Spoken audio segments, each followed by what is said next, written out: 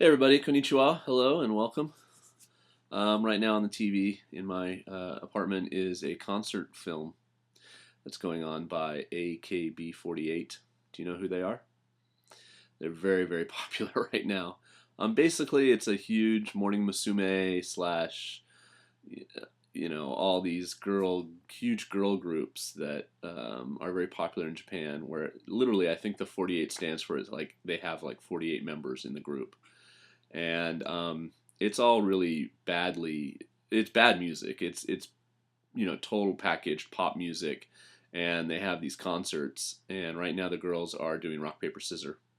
Um, and anyway, it's so obvious that they're lip syncing. It has nothing to do with the music. It's all about cute teenage girls in crazy outfits, and But for some reason, it's really popular. Not only with the target audience, which I assume is teenage girls, but adults as well. My daigakse like them too. Anyway, uh, speaking of my daigakse, I'm going to do a vlog about teaching, and I'm going to talk a little bit about pacing, which I just spent a minute of the first part of this video talking about something random, so not a good example. But hey, let's get into it. And the reason I thought of this recently is because the way I teach now is a little different than most jets teach, or the way I taught when I was a jet. And my guess is most jets now. Most jets, you have, there's 6 periods in the day, for instance, at your junior high, your high school, or your elementary school. And you teach, you might teach the same lesson, say, back to back. If you have, say, there's class 1 and class 2 of, say, the 3rd grade. And you might have to teach the same lesson like that. That happened to me a lot at elementary school, actually. I would go, say, and teach from 1st period to 4th period, and the first 2 periods would be, say, the 4th graders, and I'd have class 1 and then class 2, and then I'd have the 5th graders and, say, class 3 and class 1 and class 2. So sometimes you do have to do the same lesson twice. In larger schools, it might even be, say, 3 times. But a lot of times you're just running around, you're doing this class with this teacher, and then you switch and you're doing this class with this teacher, because JET is all about team teaching. Even at elementary school, where you're generally a bit more in charge because the homeroom teachers speak less English, you should still try to involve them, and you're still using that homeroom teacher who knows all the kids, and etc. In your lessons. So my situation now at college, at the university I teach at, is it's just me. It's just me. I'm completely in charge of what I teach, the grading, everything. So it's really been a big change. And I haven't gotten a whole lot of guidance from on top, or some people might even call that interference. I basically was just, told basically what was happening, and given free reign, and it's very liberating, but at the same time kind of scary. The big difference is that I didn't come in April. As most of you know, if you watch this channel, the Japanese school year starts in April and goes all year pretty much until the following March, which is when most graduations happen. Of course, the kids get breaks, but they basically go to school all year practically. And we're coming up on the 2-week winter break soon. So kind of the end of the second term, which started at my college in October and goes October, November, December. And then we have winter break, and then they'll come back and we'll do January and February and finish. There's no school at my college in March. They finish in February. Final exam week is like the final week of February. So I basically was given a textbook. Because I started in October, I'm basically picking up where my predecessor left off, the person I'm taking over for. And I have 2 classes of Ichinensei. We still call them Ichinensei, first-year college students, and 2 classes of second-year college students, ninensei. And they're ranked at my college according to their English level. So I have kind of middle level students. They're not like remedial, but they're not like super awesome. They're average, and that's great because that's I think where you can see the most improvement. And I do still have to teach a little bit to a test, in the sense that not the test that I give, but the kids have to take the TOEIC test. And I'll put a link to an explanation about it down in the box. But basically, they hope that after a year of my instruction or a year of class, that their TOEIC score will go up, and they can go up in level for the next year, for instance. So, I got my couch, by the way. I'll just take a quick. There it is. Oh yeah, oh yeah, so comfortable. So going to be sitting on it in a minute. I'm sitting under my kotatsu right now. It's kind of cold. I just got back from campus. Actually, I went for a Saturday. They invited me to come and give a little 5-minute presentation about holidays. So I chose to just show them how to do an easy Christmas card using brown ink in your thumb and making little thumbprint reindeer Christmas cards. Anyway. Okay, so pacing. So the reason I mentioned all that is that basically I have, say, 50 students at first grade and 50 students second grade. And so what we do at my college is we do a program called ER, Extensive Reading, and it's really cool. So the 90-minute class is split into 2. And my 50 kids are split into 2 groups as well. So I basically have 25 and 25. So for half the class, for 45 minutes, they sit in a room with an assistant, not me, like a proctor, and they just have to read. Their goal is to read 10,000 words of English a week. And we have this journal booklet that they have to fill out with what book it was, and they have to write a little bit about it. And the books in the library, we have like 3,000 books in English that are graded readers, and they have dots on them from very easy up to very difficult, like a regular, a Harry Potter book that you would buy at the bookstore. So a lot of my kids are in, reading, say, the white dots or the red dots, or, some of the easier level dots. And so they sit for that 45 minutes and they just are supposed to read. It's set aside time to encourage them to read. They can also read a magazine or newspaper. They can bring a book in. They can borrow a book. They can bring a book from the library. And every now and then we give them something to do in that time, like write a book report. But most of the time it's just reading. I'm sure it is difficult when Group A is in, actually Group B would read first. And it's a 9 a.m. class. So you arrive at school, you've just woken up, and boom, your first 45 minutes you're just sitting there reading. So I understand that it can be difficult. But basically, so the 25 kids are reading, and then the other 25 are in with me in lecture. And then we switch. 45 minutes, we have a 5-minute passing period, and we switch. So English classes start 5 minutes early to accommodate that 5-minute passing, so I still get 45 minutes with each class. And this vlog, just to warn you now, is going to go over 10 minutes. So what I found is that, I have to teach the same lesson twice. Basically, I don't have to, but it's kind of like it just behooves me to keep both classes basically going at the same pace on the same page of the book. It would just drive me insane if I tried to, if one class got ahead of another or something. My ninensei are the same way. I have about 50 kids, and so I get 25 and 25. So what I found a lot is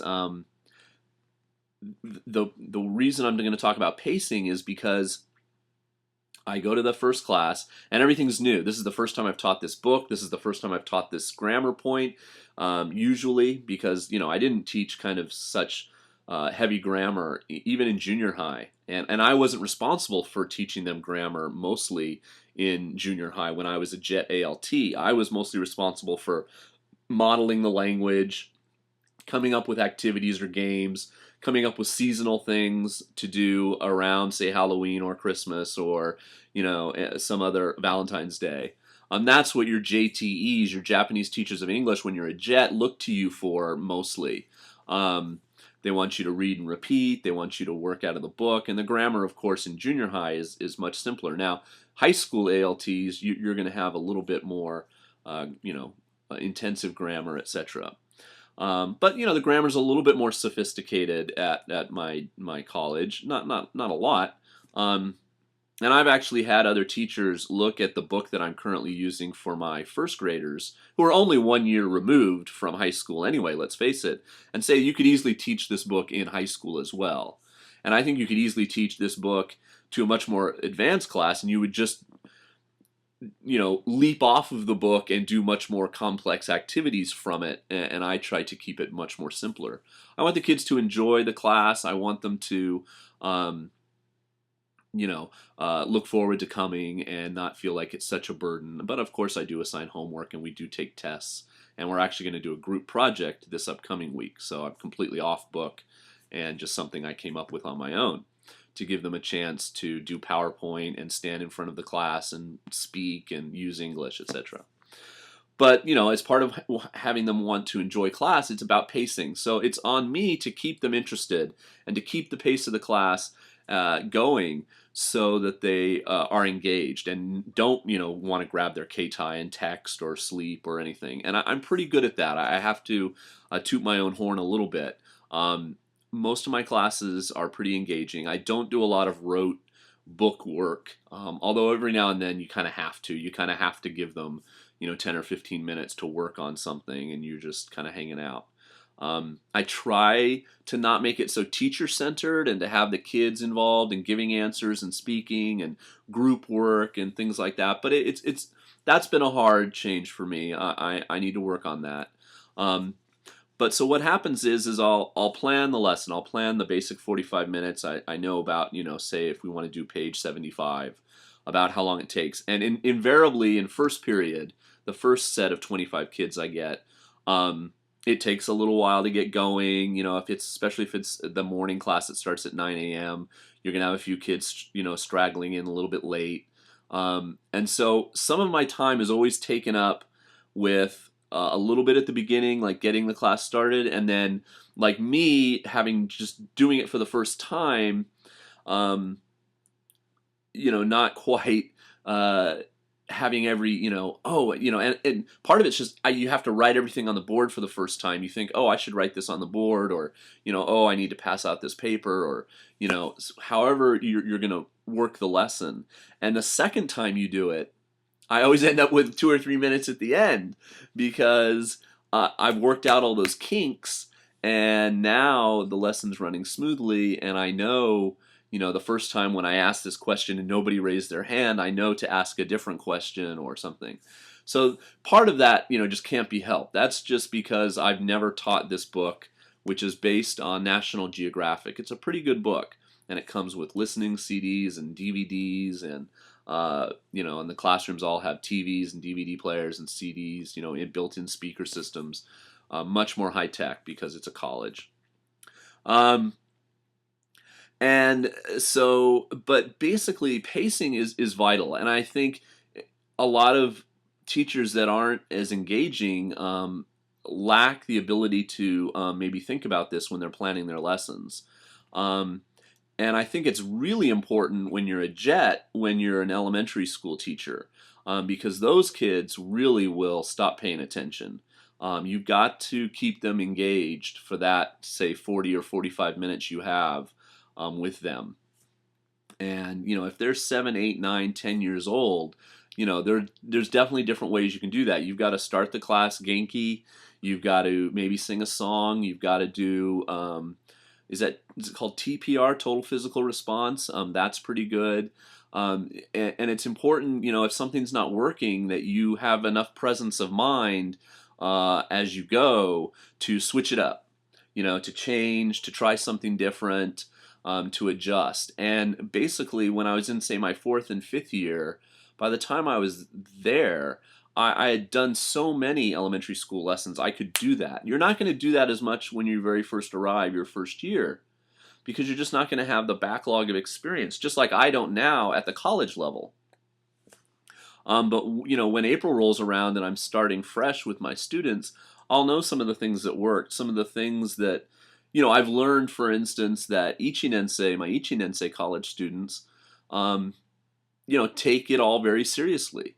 They tend to come to class more. They worry about their grades more. The Ninensei have kind of settled in, and college in Japan is not so tough. It's like it's kind of like the one time in their lives when they get to kind of relax and kick back. So by the time they're Ninensei and they're living in their apartment, they have a part-time job. They're probably learning to drive. They're turning 20, so they can legally drink, although that's not a big thing here, because they can drink anyway. I mean, all this kind of stuff. So they have a lot going on. And basically, when they turn third year, they have to start looking for a job. So in their Ninensei year, there's a lot of enjoying themselves, as you should do in college. And the kids tend to be absent a bit more, come in a few minutes late more often, not worry about homework as much.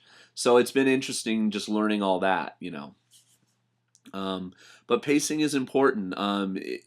In your junior high lessons, that's going to be not a little bit more out of your hands. It's going to be dictated a bit more by the team teacher that you have, the JTE, that's really in charge, and you're the assistant language teacher, ALT. In elementary, you're generally more the focus of attention, and you can dictate the pace a bit more. And you should take advantage of that as you get more experience as a jet, because a well-paced lesson is always going to be a hit with the students and the staff. It's vital, and it's something you need to think about when you're planning lessons. And all you can really do is not just think, oh, I'm going to do this and then I'm going to do this, but write it down and literally write down, okay, aisatsu. Morning greeting. I'm going to say good morning, everyone, and they're going to repeat. And then I'm going to say, how are you? How's the weather today? And I'm talking about elementary school now again. And literally go, okay, that's 4 minutes. That's 5 minutes. Okay, and then what's the next thing? Oh, we're going to sing head, shoulders, knees, and toes. Okay, that's 7 minutes. And I mean, you'll get that precise as you go along. And plan out your time.